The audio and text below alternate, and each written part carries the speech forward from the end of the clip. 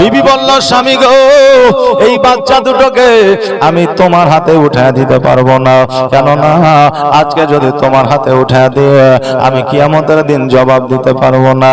ওই হারিস বলল, শোনো রে, আজকে আমার হাতে যেমন করে হোক উঠে দিতে হবে। আজকে যেমন করে হোক এই বাচ্চা দুটোকে আমি ইয়াজিদের দরবারে নিয়ে যাব। ওই মহিলা যখন দিতে চায় না, জোরপূর্বক ওই হারিস যেন বাচ্চা দুটোকে আপনার কাড়াকাড়ি শুরু করে দিয়েছে। এবার কাড়াকাড়ি করে যখন দিতে চায় না, তালওয়ারের আঘাত যেন বিবিকে করেছে। আর যেমন তালওয়ারের আঘাত করা, অমনি যেন বিবির গর্দানটা কেটে গিয়েছে। ইহ জগৎ ছেড়ে পর জগৎ গমন করেছে। ওই আপনার মোহাম্মদের ইব্রাহিমকে হাতগুলোকে বেঁধে নিয়ে যেন আপনারা টানতে টানতে রাস্তা দিয়ে যেন নিয়ে যা। আহারে, যারা নবীর আওলা, যারা জান্নাতের সার্টিফিকেট দেয়, যাদেরকে মহব্বত না করিলে মুমিন হওয়া অসম্ভব নয়।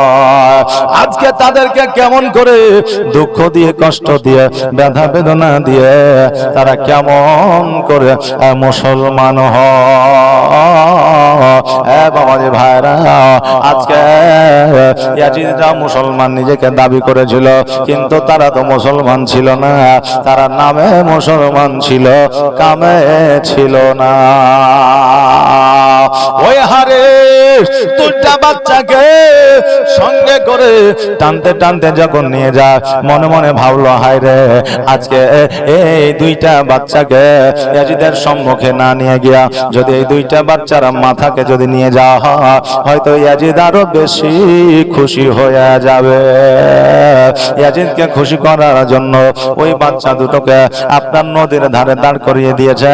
আর দাঁড় করিয়ে দেওয়ার পরে বলতেছে, বাচ্চারে, আজকে তোমাদের শরীর নিয়ে যাব না, তোমাদের মাথাটা নিয়ে যাব। আজকে বড় বলো, তোমাদের দুজনের মধ্যে কে আগে শহীদ হতে চাও? ছোট ভাই বলে, শোনো গো, আজকে বড় ভাইয়ের ধর থেকে মাথাটা আলাদা করবে আমি সহ্য করতে পারবো না। আর বড় ভাই বলে, ছোট ভাইকে আমার সামনে শহীদ করবে আমি সহ্য করতে পারবো না। অতএব শোনো, হয় আমাদেরকে ছেড়ে দাও, আর নইলে আমাদের দুই ভাইকে একই সঙ্গে শহীদ করে দাও।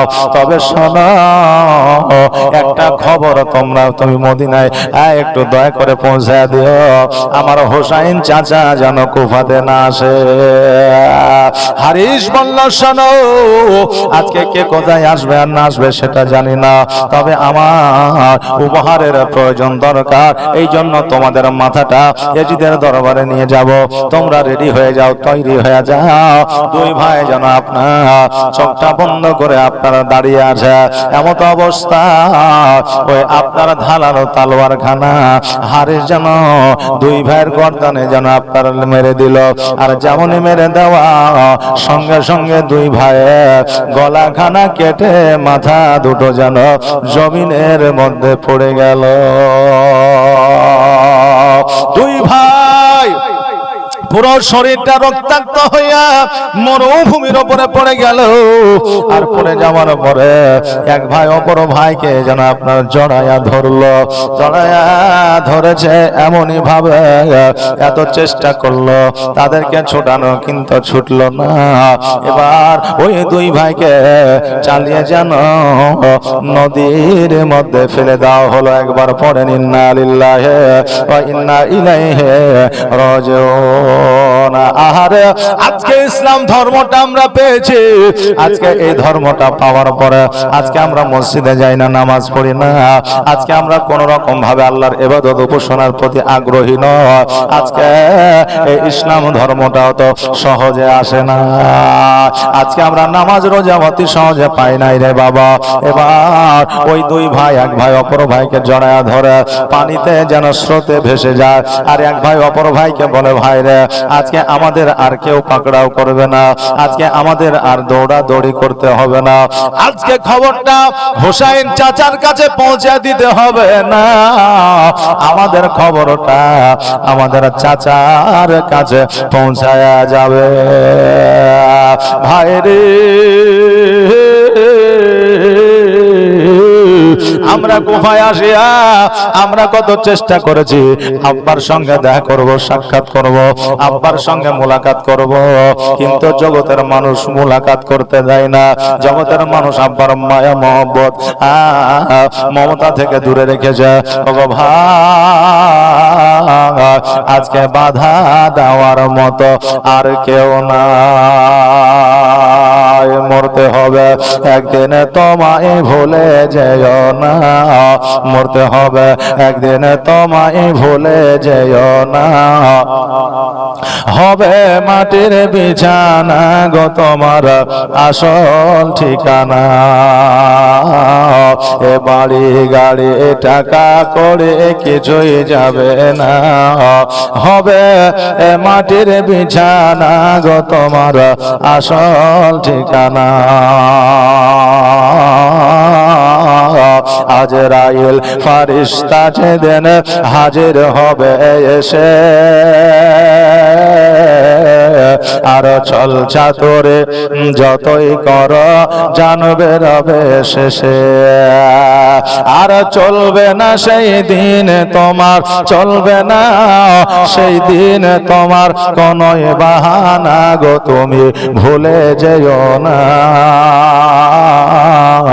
হবে মাটির বিছানা গো তোমার আসল ঠিকানা। এ বাড়ি গাড়ি টাকা করে কিছুই রবে না। হবে এ মাটির বিছানা গো তোমার আসল ঠিকানা। খালি হাতে এসেছ তুমি, যাবে খালি হাতে। আর শুধু একটা সাদা কাফন যাবে তোমার সাথে।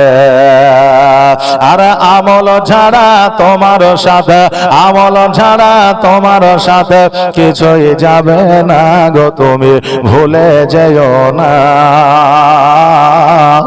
হবে মাটির বিছানা গো তোমার আসল ঠিকানা। মরতে হবে একদিন, তোমায় ভুলে যেও না। হবে মাটির বিছানা গো তোমার আসল ঠিকানা। কাঁদবে পিতা, কাঁদবে মাতা, কাঁদবে রে ভাই বোন। আর এসে পাশে বসে কাঁদবে আত্মীয় স্বজন। কাঁদবে পিতা, কাঁদবে মাতা, কাঁদবে রে ভাই বোন। আর এসে পাশে বসে কাঁদবে আত্মীয় স্বজন। আর করবে দোয়া খোদার কাছে, করবে দোয়া খোদার কাছে। মুমিন মুমিনা গো তুমি ভুলে যেও না। হবে মাটির বিছানা গো তোমার আসল ঠিকানা। মরতে হবে একদিন, তোমায় ভুলে যেও না। হবে মাটির বিছানা গো তোমার আসল ঠিকানা। যেদিন তুমি এসেছিলে এই না সাদের ভবে, আর তুমি মাত্র কেঁদেছিলে, হেসেছিল সবে। আর যাওয়ার কালে হাসবে তুমি, যাওয়ার কালে হাসবে তুমি। কাঁদবে জামানা গো তুমি ভুলে যেও না। হবে মাটির বিছানা গো তোমার আসল ঠিকানা। মরতে হবে একদিন, তোমায় ভুলে যেও না। হবে মাটির বিছানা গো তোমার আসল ঠিকানা। আল্লাহুম্মা সাল্লাল্লাহু সাইয়্যিদানা মাওলানা মুহাম্মদ ওয়া আলা আলি সাইয়্যিদিনা মোহাম্মদ। বাবাজি ভাইরা, এইদিকে দুই ভাই বলতেছে আমাদের আর কেউ পাকড়াও করবে না, এসো এসো আমরা এই পানিতে ভেসে ভেসে আমরা সোনার মদিনায় পৌঁছায়া যাব। এইদিকে হারে দুইটা বাচ্চার মাথা লইয়া ইয়াজিদের দরবারে হাজির হয়ে যায়। ইয়াজিদ বলে কি ব্যাপার, এই সন্তান দুটোর মাথা দেখা যায় কিন্তু সন্তান দুটো কোথায়? বলে সন্তান দুটোকে শহীদ করিয়া মাথা দুটোকে সঙ্গে নিয়ে এসেছে। ইয়াজিদ বলল হারিস রে, আজকে আমি বলে দিয়েছিলাম আজকে বাচ্চা দুটোকে যদি আমার দরবারে নিয়ে আসা হয় আজকে 50টা মোহর দেব, আজকে তার গর্দান নিয়ে আসতে হবে, এটা বলি না। এই জন্য আমার কথার অবাধ্য হওয়ার কারণে আজকে 50টা মোহর দেওয়া তো দূরের কথা, আজকে এদের মতো তোমাকেও মৃত্যুদণ্ড দেওয়া হবে, কারণ তোমার মাথাটা ধড় থেকে আলাদা করে দেওয়া হবে। সৈন্যদের ডাকিয়া ওই হারিসকে আপনার কতল করে দেওয়া হলো, আপনার ধড় থেকে মাথাটা আলাদা করে দেওয়া হলো। বাবাজি ভাইরা, আওলাদের রসুল আলে রসুল আজকে বলি আউলিয়া এদের সঙ্গে যারা বেয়াদবি করেছে, গুস্তাখি করেছে, যারা অপমানজনক কথাবার্তা বলেছে, আল্লাহ জগতের মধ্যে তাদের বিচার করে দিয়েছে। জগতে তো বিচার হয়েছে, আখিরাতেও বিচার হবে।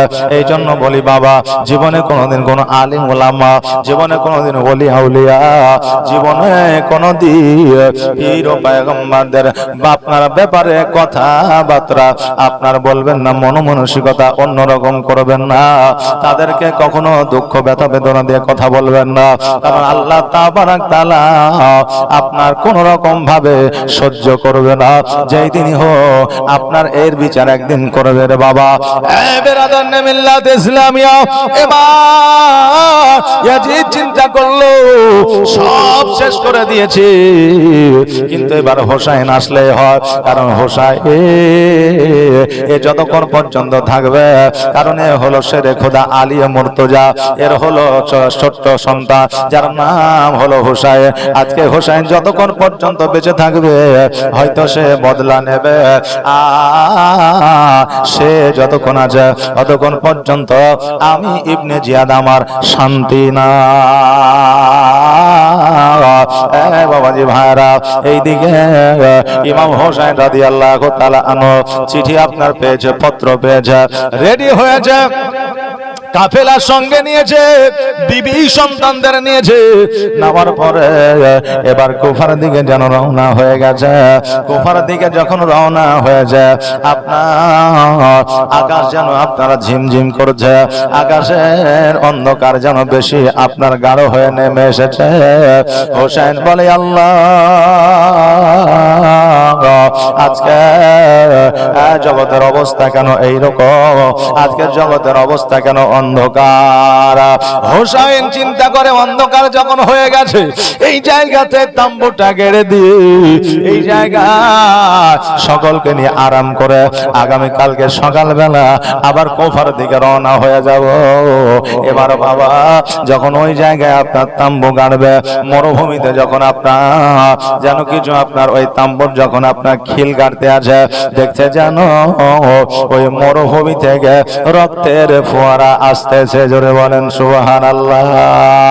হোসেন বলে আল্লাহ গো, আজকে আমার নানাজির কথা সত্য হয়েছে, আজকে আমার নানা যে কথাটা বলে গেছে সেটা বাস্তবায়িত হতে চলেছে, কারণ আমার নানা বলে দিয়েছে হোসাইন যে জায়গায় তাম্বু গাড়বে ওই জায়গায় যখন জমিন থেকে মরুভূমি থেকে রক্ত বার হবে, রক্তের ফোয়ারা আসবে, জানবে ওটাই হবে কারবালার ময়দান। জোরে বলেন সুবহানাল্লাহ।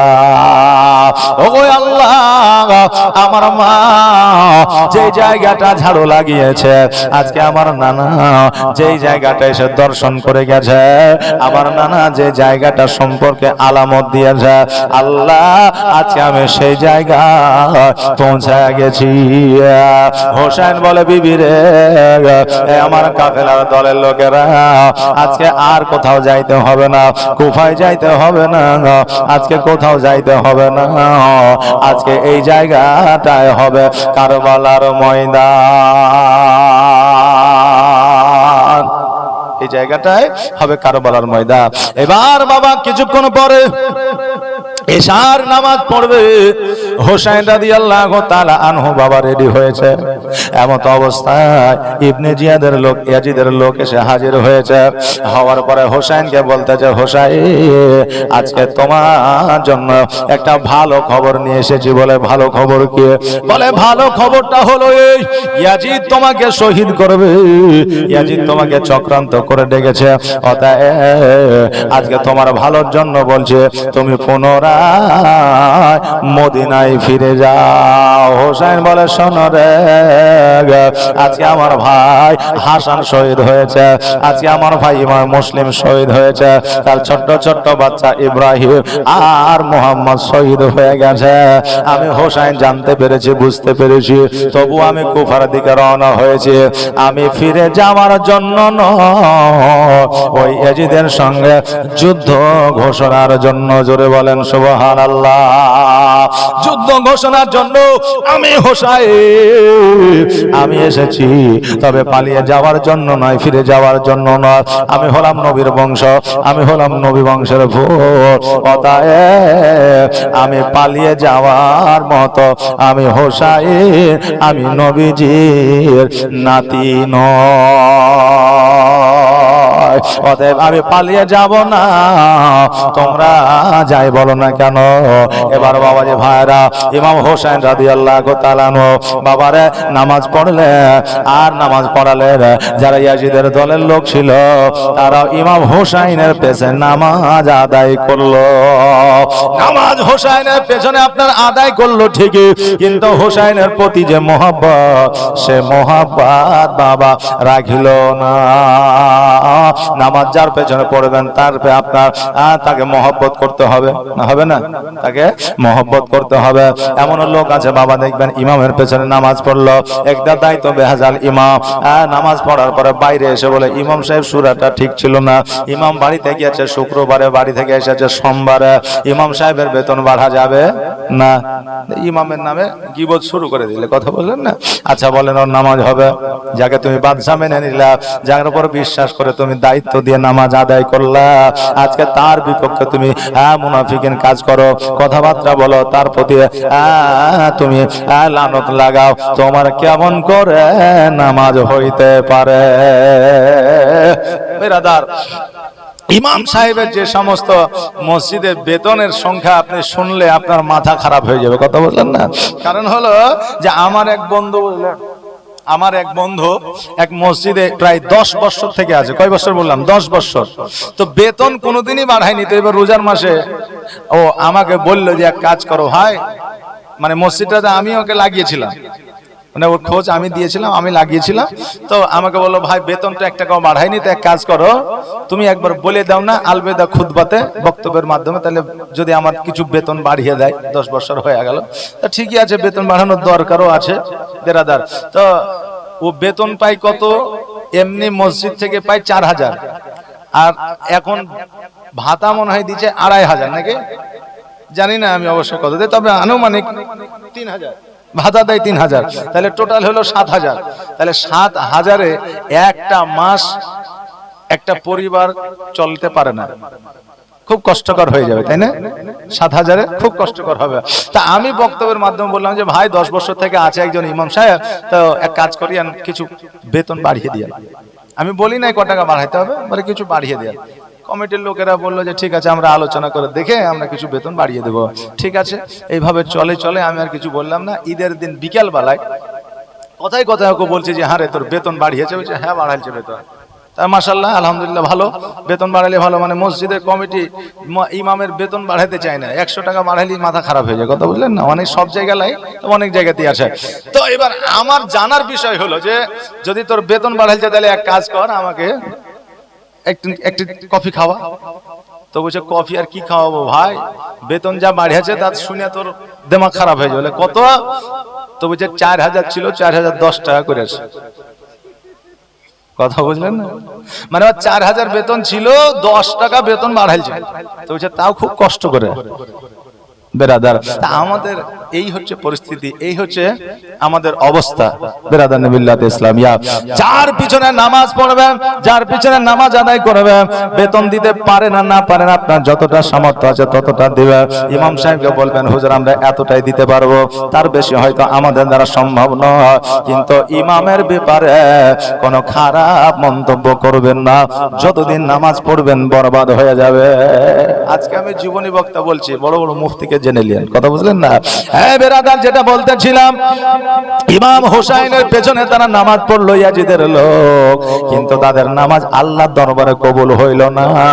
কারণ ইমাম হোসাইনের পেছনে নামাজ পড়েছিল ঠিকই, দায়িত্ব দিয়েছিল ঠিকই, কিন্তু ইমাম হোসাইনের উপরে মহব্বত ভরসা ছিল না।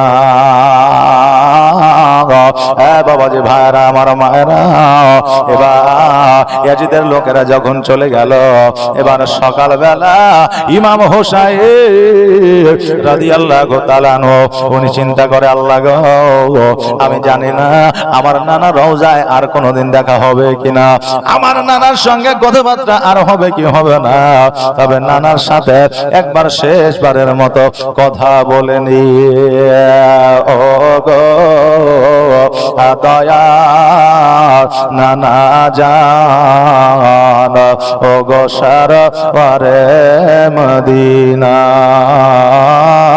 আপনার হোসাইন হয়েছে ওই কারবালায় রওয়ানা,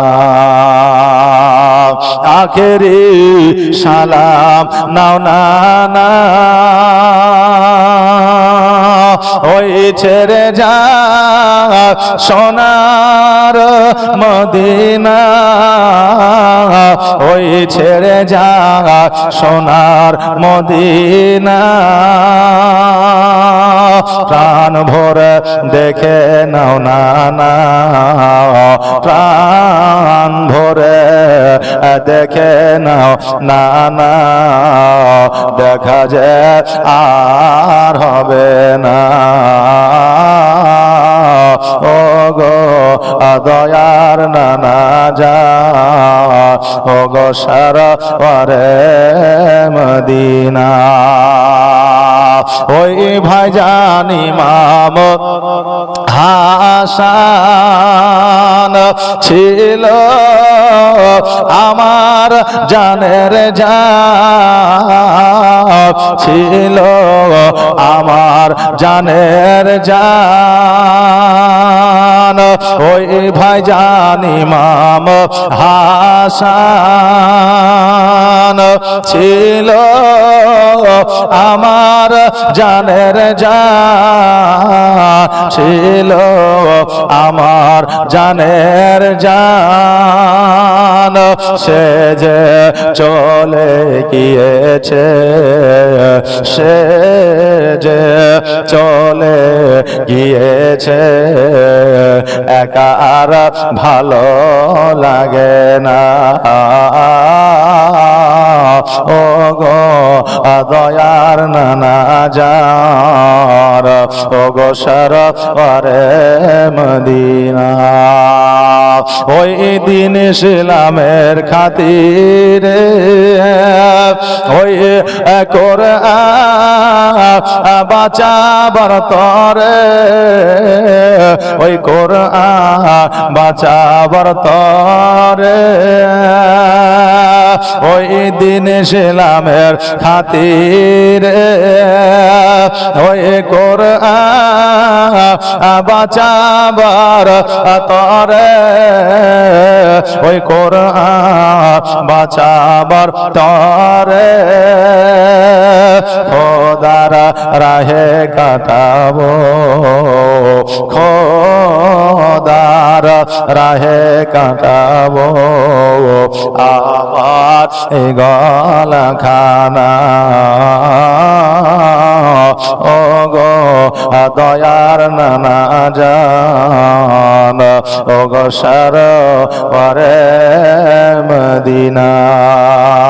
আল্লাহ আল্লাহুম্মা সাল্লি আলা সাইয়্যিদিনা মাওলানা মুহাম্মদ ওয়ালা আলে সাইয়্যিদিনা মাওলানা মুহাম্মদ বিরাদা ইমাম হোসেন রাদিয়াল্লাহু তাআলা আনহু উনি জানো বাবা ইয়াজিদের সৈন্যদের সঙ্গে জানো বাবা আপনার আলোচনা রাখতেছে। হোসেন বলতেছে শোনো রে, আজকে যেই নবীজি আজকে নামাজ দিয়ে গেছে, রোজা দিয়ে গেছে, আজকে যেই নবী হজ দিয়ে গেছে, যাকাত দিয়ে গেছে, যেই নবী ইমাম হাসান ও হোসাইন রাদিয়াল্লাহু তাআলা আনহুকে মহব্বত করতে বলেছে, আজকে নবীর মহব্বত ছেড়ে দিয়া ইয়াজিদের সঙ্গ ধরেছ। বলো বলো কিয়ামতের দিন কেমন করে তোমরা ছাড় পাবে? ইয়াজিদের সৈন্যরা যখন ইমাম হোসাইনের কথা মন দিয়ে আপনার শ্রবণ করতে আছে, ইয়াজিদ আসিয়া ইমাম হোসাইনকে বলছে, হোসাইন আজকে তোমার সঙ্গে আমাদের কোনো বিরোধ না, তবে আমি যেইগুলা প্রযোজ্য করে দিয়েছি সেইগুলা তুমি মেনে না, তোমার সঙ্গে কোনো রকমের বিরোধ থাকবে না। হোসাইন বলে শোনো রে, আমি হোসাইন আমার যতক্ষণ পর্যন্ত জান আছে, প্রাণ আছে, যতক্ষণ পর্যন্ত আমার জীবন আছে, ততক্ষণ পর্যন্ত আমি শরীয়ত বিরোধী কাজ করতে দেব না। ততক্ষণ পর্যন্ত আমি কোন রকম ভাবে আমার নবীজির পথ আমি মানুষকে ভুলতে দেব না। এবার ইয়াজিদ বলল, হোসাইন তুমি যদি এইগুলা মেনে না নাও, আজকে তোমার খাবার বন্ধ করে দেওয়া হবে, পানি বন্ধ করে দেওয়া হবে, আজকে তোমার জন্য তোমার রাত্রিবেলায় ঘুম হারাম করে দেওয়া হবে। হোসাইন বললাম আমার জীবন যদি বাজি রাখতে হয় আমি তবু রাজি আছি, কিন্তু আমি কোন রকম ভাবে আমার নবীর পথ ভুলতে রাজি না। ইয়াজিদ যেন পানি বন্ধ করে দিল। বাবারে একদিন, 2 দিন, 5 দিন, 7 দিন, দিনগুলো যেন অতিবাহিত হতে লাগলো। আর দিনগুলো যেন অতিবাহিত হইতে, এবার দিনগুলো যখন পার হইতে লাগলো, পানি না প্রত্যেকেই যেন পিপাসায় কাতর হয়ে গেল। পানি পানি করে পানি পাওয়া যায় না। হযরত ইমাম হোসাইন রাদিয়াল্লাহু তাআলা আনহু ছোট্ট সন্তান যার নাম ছিল আলী আসগর, বাবারে 6 মাসের সন্তান। বিবি বলতেছে, স্বামী গো আজকে 6 মাসের সন্তান আলী আসগর পানি পানি করে, আজকে পানি কেমন করে দেব? সন্তানের মুখ দেখে যেন বড় কষ্ট হয়, কারণ সন্তানের কষ্ট মা সহ্য করতে পারে না। হোসাইন বলল, বিবি আজকে একটা কাজ করো, পানি যেহেতু না, তোমার জিহ্বার লালা ঘানা আজকে ওই বাচ্চাকে চুষিয়া দাও, হয়তো মুখে একটু পানি আসবে। বিবি বলে, স্বামী গো আমরা অনেক দিন ধরে পানি পান করি না, আজকে জিহ্বাতে একটু থুতু পর্যন্ত না। হোসেন রাদিয়াল্লাহু তাআলা আনহু দুলদুলের পৃষ্ঠে চাপিয়া আলী আসগরকে কোলে উঠাইয়া চাদর দিয়া কাঁধের মধ্যে বেঁধে নিয়া এবার বাবা একটা মশক লইয়া যেন আপনার নদীর দিকে আপনার চলতে আরম্ভ করেছে। বিবি বলল, স্বামী গো কোথায় যাচ্ছেন? বলে পানি আনার জন্য। বলে আলী আসগরকে নিয়ে কেন? বলে আলী আসগরকে এই জন্য নিয়ে যাও যে একটা ছোট্ট বাচ্চা 6 মাসের শিশু দেখিয়া যদি তাদের জানে একটু মায়া দয়া হয়, যদি একটু পানি দেয়। ওই বাচ্চাকে লইয়া গেল। যাওয়ার পরে সৈন্যদের যখন বলল,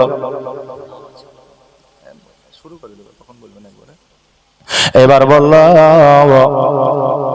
সৈন্যদেরকে যাইয়া আমার পানি লাগবে না, আমার বিবিকে পানি দিতে হবে না, আমার অন্যান্য কাউকে পানি দিতে হবে না, ছোট্ট শিশু দুধের শিশুকে একটু পানি যদি দাও তবে বড় উপকার হয়। সৈন্যরা বলল, ইয়াজিদ বারণ করে দিয়েছে তোমাকে পানি দেওয়া যাবে না।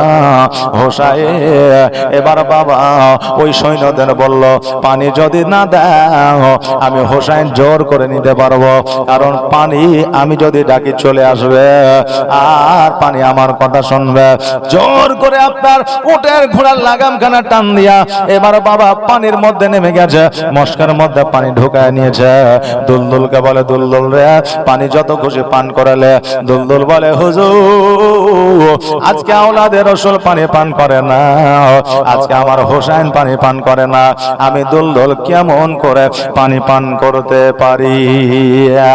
একটা ঘোড়া হোসাইন পিপাসিত বলে একটা ঘোড়া পানি পান করে না, আর আমরা মানুষ হইয়া আজকে আমরা মানুষের উপকার করতে শিখলাম না। আজকে দেখবেন শিয়াল কুকুর বাবা এক হয়ে গেছে। আগে যে শিয়াল দেখলে কুকুরে তাড়তো, এখন আর তাড়ে না, দেখতে পান না যে? আর যে সমস্ত জায়গাতে শিয়াল কুকুর আপনার আরাম করতো, শুইতো, ওই সমস্ত জায়গাতে আর আরামও করে না, শয়ও না। কথা বুঝতে পারলেন কিনা বেরাদার? তো এর মূলত কারণ হলো এরা এক হয়ে গেছে, এদের মধ্যে আর বিভেদ নাই। আর যে জায়গাগুলো আরাম করতো ওই জায়গাগুলো এখন মানুষে ঘিরে নিয়েছে, ওই জায়গাগুলোতে শিয়াল কুকুর বিড়ালকে আর থাকতে দেওয়া হয় না। কারণ যত রকমের গুপ্ত জায়গা, জঙ্গল জায়গা, আর আপনার ওই কি বলে মানে আপনার ব্রিজের ওপর আর গাছের তলা, এগুলোতে বসে বসে এখন যুবক ছেলেরা খেলছে ফ্রি ফায়ার। কথা বললেন না? মার মার ধর ধর এরকম চলছে। এখন শিয়াল কুকুর বসবে কোনটা, ওরা বলছে আমরা এক হয়ে যা, আর আন্দোলন করার দরকার নাই, আমি তোকে দেখলে তুই তাড়বি না, তোকে দেখলে আমি তাড়বো না। কথা বললেন না বেরাদার? হ্যাঁ বাবা, এখন সাপ চলে যাচ্ছে, বিজি পাশে দিয়ে যাচ্ছে, সাপকে তাড়ে না, কারণ এখন জীবজন্তুরা এক হয়ে গেছে, আর মানুষের মধ্যে ডিবেট সৃষ্টি হয়ে গেছে। ভাই ভাইকে দেখতে পারে না, বোন ভাইকে দেখতে পারে না, পিতা সন্তানকে দেখতে পারে না, একজন মুসলমান হয়ে অপরজন মুসলমানকে দেখতে পারে না, একজন ভারতীয় হইয়া অপরজন ভারতীয়কে দেখতে পারে না, একজন দেশবাসী হইয়া অপরজন দেশবাসীকে দেখতে পারে না, একজন মানুষ হইয়া অপরজন মানুষের প্রতি আঘাত করে। এইরকম মানসিকতা আমাদের বর্তমানে তৈরি হয়েছে। কথা ঠিক বলছি না ভুল বলছি? এরকম মানসিকতা আমাদের তৈরি হয়েছে। ভ্রাতৃত্ববোধ দেখবেন আজকের জীবজন্তুর মধ্যে আছে। 10টা শিয়াল এক জায়গায় হলে কামড়া কামড়ি করে না, আর যখন 10টা মানুষ এক জায়গায় হয়ে যায়, বাপ দেখবেন চায়ের দোকানে যখন 10টা 15টা লোক দেখবেন, তখন ওখানে আপনি সব রকমের লোক পাবেন, মন্ত্রী থেকে শুরু করে এমএলএ থেকে শুরু করে, তারপরে আপনার মৌলবি, মাস্টার, ডাক্তার সব পাবেন, জি নামাজি, রোজদার, হজগার সব ওখানে পাবেন। মানে সব রকমের বুদ্ধি দেওয়ার মতো লোক আছে। হায় হায়, আপনার চিল্লাচিল্লি চেঁচামেচি থাকবে। এই জন্য বলি বাবা, মানুষ চিনল না, মানুষ হইয়া মানুষ হইতে পারলো না। এবার ওই দুলদুল যেন পানি পান করলো না, দুলদুলের লাগামখানা টান দেয়া বাড়ির দিকে আপনার তাম্বুর দিকে চলতে আরম্ভ করলো।